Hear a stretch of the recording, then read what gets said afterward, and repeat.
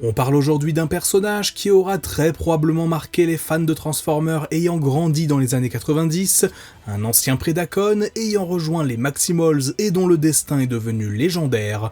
Je parle bien évidemment de Dinobot.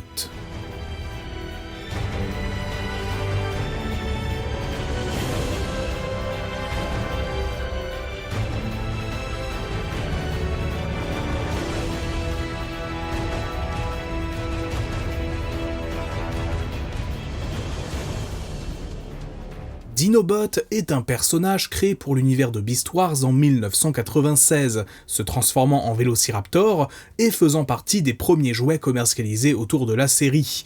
Il est présenté comme un Maximal assoiffé de combat et un spécialiste en la matière pour son chef Optimus Primal. Son nom étant bien évidemment basé sur le groupe d'Autobots du même nom dans la G1. Dans la série, il est présenté au départ comme l'un des Predacons ayant accompagné Megatron dans l'espace mais aussi dans le temps à la recherche de la Terre. Arrivant sur une planète qui ne semblait pas correspondre à la nôtre, Dinobot accusa son chef d'incompétence et le défia en duel afin de prendre le leadership des Predacons. Après avoir été expulsé, Dinobot rencontre Optimus Primal et les siens et défie ce dernier pour cette fois-ci prendre la tête des Maximals, de nouveau dans un duel singulier. Mais après l'interruption de leur affrontement par Megatron, et après que Primal lui ait sauvé la vie, Dinobot accepte de rejoindre leur rang.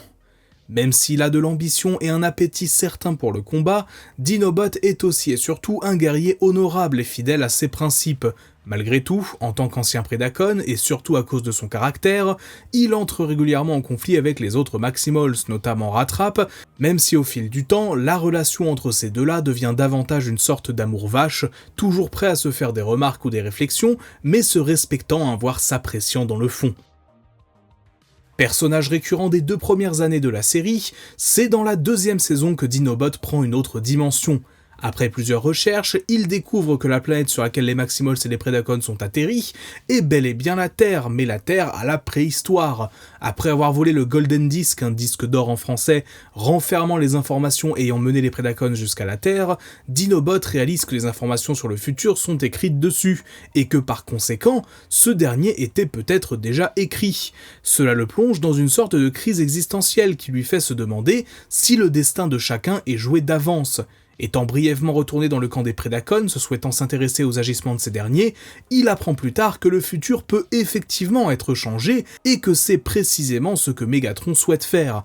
Son objectif est de s'en prendre à des hommes des cavernes dans le but que l'humanité telle qu'on la connaît n'existe jamais, et ainsi changer le cours de la guerre entre Autobots et Decepticons plusieurs centaines de milliers d'années plus tard. Réalisant cela, Dinobot s'attaque seul à tous les Predacons, les battant un par un, jusqu'à arriver à Megatron, lui enlevant le disque et le détruisant en utilisant ce qui lui restait d'énergie. Après que les autres Maximals soient arrivés, Dinobot rend l'âme, souhaitant que son histoire soit racontée aux générations futures et qu'on le juge en accord avec ses actes, bons comme mauvais.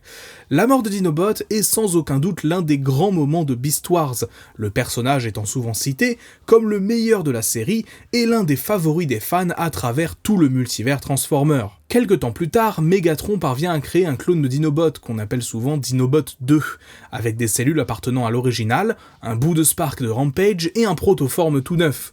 Le résultat fut donc une copie du Dinobot original, dans une forme transmétal, sans son honneur, mais seulement avec sa violence et son talent au combat. Cette copie du personnage dans la série était là pour accompagner la sortie de la version transmétal du personnage dans la gamme de jouets, sans pour autant annuler directement la mort de ce dernier dans la saison précédente. Au fil du temps, ce nouveau Dinobot, il commence à montrer des signes d'honneur et de noblesse, car au fond de lui, malgré l'expérimentation qu'il était pour Megatron, une petite part du Dinobot original existait encore, et à la fin de la série, il parvient à se libérer de l'emprise de Megatron, désobéissant à ce dernier et se sacrifiant, comme sa première version, pour mettre fin à la guerre une bonne fois pour toutes.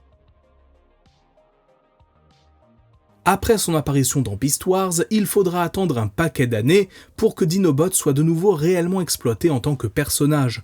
Au début des années 2000, ses rôles se limitent à des caméos globalement, notamment dans les comics de chez Free Edge Publications, publiés pour la convention BotCon, ou encore les comics de chez Dreamwave. On aurait pu penser qu'en 2006, la publication d'une série de comics Beast Wars chez IDW soit l'occasion pour que le perso revienne un peu sur le devant de la scène, mais non, toujours pas.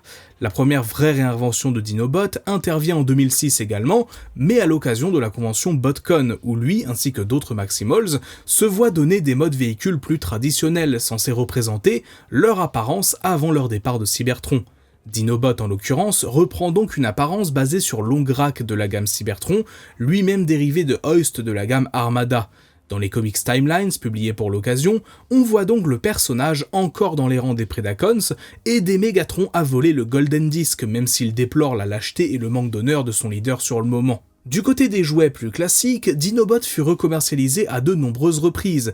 Au-delà des figurines spéciales pour les 10 ans de Beast Wars notamment, on voit arriver en 2008 une version Universe du personnage, proposant une nouvelle approche pour ce dernier, dans le but de quelque peu moderniser son apparence. La première vraie nouvelle apparition de Dinobot dans un média mainstream au XXIe siècle sera dans la continuité principale des comics IDW, dans laquelle le personnage est montré comme originaire de la planète Eucharis, jurant de défendre son monde après que des Cybertroniens aient fait irruption sur ce dernier quelque temps auparavant. Mais c'est en 2021, soit 25 ans après la série Beast Wars, que Dinobot a enfin fait son grand retour au premier plan, avec une nouvelle figurine dans la gamme War for Cybertron Kingdom, mais surtout, un rôle majeur dans la série du même nom sur Netflix.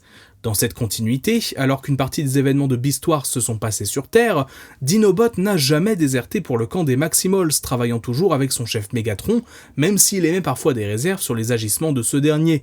Cependant, l'arrivée des Autobots et des Decepticons et la découverte du disque d'or le fit se questionner sur ses allégeances, notamment car il craignait que ce que le disque renferme ne soit utilisé par les mauvaises personnes pour altérer le cours de l'histoire.